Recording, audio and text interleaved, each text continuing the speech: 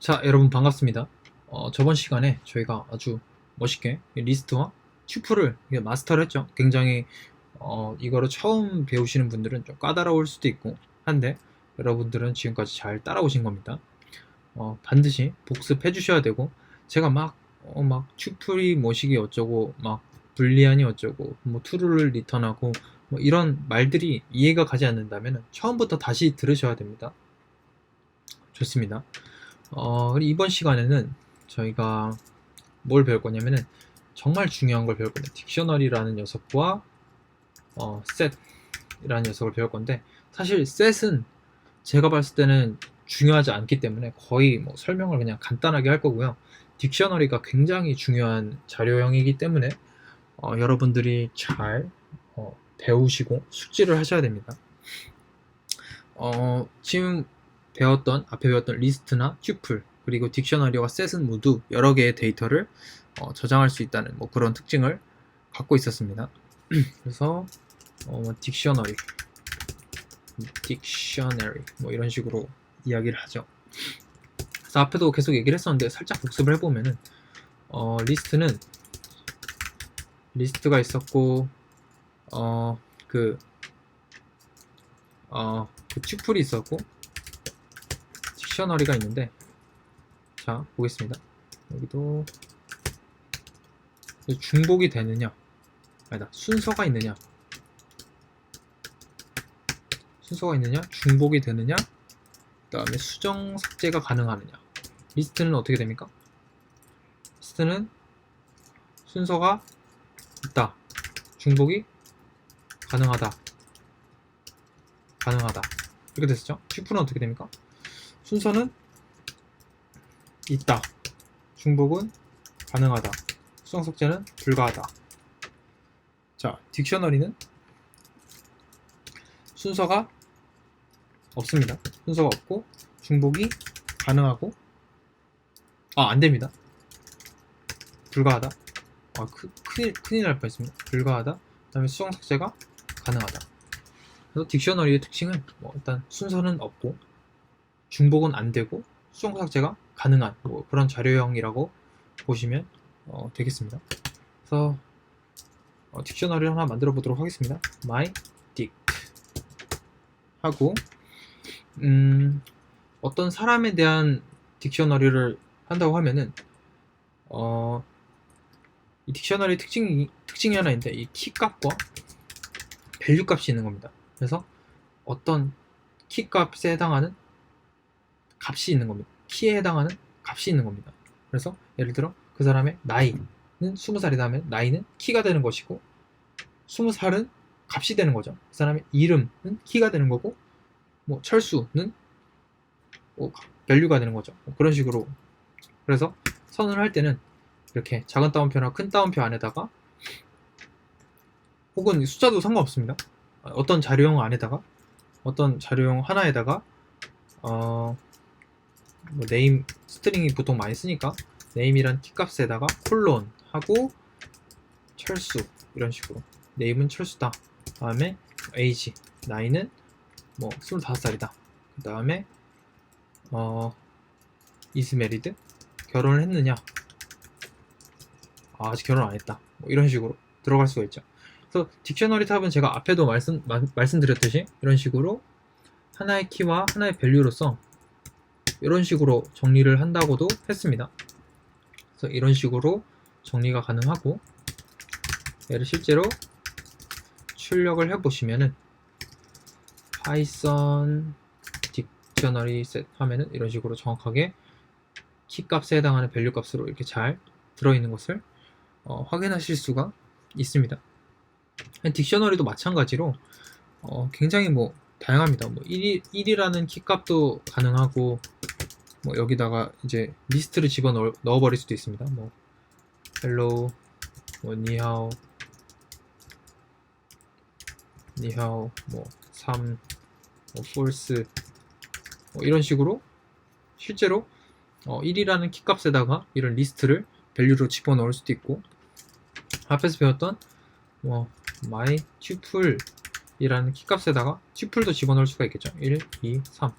그래서 출력을 해보면 실제로 굉장히 잘 들어가 있는 것을 확인할 수가 있습니다. 그래서 이런 딕셔너리 타입은 왜 중요하냐면은 일단은 이런 키값과 밸류의 어떤 매칭 이런 것들이 나중에 API라고 해서 외부에 있는 서버를 좀 이렇게 활용할 때 JSON이라는 타입을 많이 활용하게 되는데 이 JSON과 굉장히 흡사하게 생겼기 때문에 또 파이썬에서 그 JSON을 어떻게 딱 해가지고 이 딕셔너리 타입으로 좀 이렇게 가져오게 되는 뭐 그런 경우에 좀 잘 아셔야 되기 때문에 이 딕셔너리 타입은 정말 중요합니다. 어떤 분야를 개발을 하건 막론하고는 이 딕셔너리 타입은 정말 중요하기 때문에 여러분들이 좀 잘 익혀 두셔야 됩니다. 그 사용법에 대한 것도. 그러면은 저희가 이 마이 딕셔너리에서 어떤 키값에 해당하는 값을 뽑아오고 싶어요. 그러면 방법이 있는데 이렇게 가로를 치고 age 하고 내가 이 마이 딕셔너리 타입에 있는 age라는 키값에 해당하는 값을 뽑아올 거야 하고 출력을 해보면 25가 출력이 되겠죠. 자, 근데 문제점이 하나 있습니다. 예를 들어 제가 저 철수라는 사람의 핸드폰 번호를 알고 싶어서 이렇게 했는데 하면은 이렇게 오류를 뱉어냅니다. 사실 이게 굉장히 큰 문제인데 만약에 여러분들이 개발을 하다가 이런 오류를 발생할 가능성이 있는 코드를 쓰게 되면은 아예 그 페이지 자체가 떠버리지 않게 됩니다. 이건 웹의 예시인데 어쨌든 저희는 장고를 배울 거기 때문에 어쨌든 그 페이지가 아예 떠버리지 않기 때문에 얘에다가 이렇게 오류가 나는 것이 아니라 빈 값이 들어가게 해주는 뭐 그러한 것이 가능해야 됩니다. 그걸 가능하게 해주는 함수가 있는데 get 하고 이렇게 키값을 입력하게 되면은 정확하게 똑같이 25가 뽑혀져 나오고 없었던 폰을 하게 되더라도 이렇게 none이라고 해서 비어있는 값, 파이썬에선 비어있는 값을 이렇게 none이라고 표현합니다. 비어있으면 none, 그래서 이렇게 없으면 none, 이렇게 위처럼 오류를 뱉어내는 것이 아니라 이렇게 비어있는 값을 넣어주는 이런 get이라는 함수를 사용하는 게 더 좋습니다. 그래서 print my dict의 폰으로 꺼내는 것보다 아래처럼 꺼내는 것이 더 좋다. 뭐 이런 식으로 여러분들이 반드시 기억하고 있어야 됩니다. 그래서 하나 더 꺼내보면은 myDict에서 get 뭐 1로 키값이 이루어져 있는 밸류들을 꺼내오겠다. 이게 말이 좀 잘 안됩니다. 그래서 이렇게 잘 꺼내와지는구나. 이 녀석을 잘 꺼내오고 있구나. 그런 거를 여러분들이 확인을 하실 수가 있고 그리고 아까 말씀드렸던 것처럼 중복은 불가능하겠죠. 왜냐하면 키값이 중복이 될 수는 없습니다. 키값을 동일한 걸 집어넣을 수 없고 그 다음에 수정 삭제를 하려면은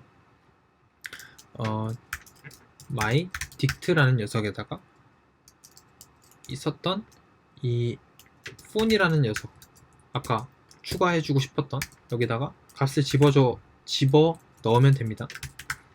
이렇게 넣어놓고 print myDict를 출력을 하게 되면은 이런 식으로 폰이란 키값이 하나 더 생기고 밸류도 잘 들어가 있는 것을 여러분들이 확인할 수가 있었죠. 이거는 뭐 순서가 없기 때문에 뭐 사실상 뭐 키값으로만 되어 있는 거기 때문에 이런 식으로 추가를 할 수 있구나, 수정을 할 수가 있구나. 수정도 마찬가지로 되겠죠. myDict 위에는 추가였고 age를 30살로 바꿨어. 그 다음에 print my dict 하게 되면은 이렇게 30살로 바뀌어있죠. 수정이 가능하다. 좋습니다. 그래서 뭐 이런 식으로 수정이 가능하고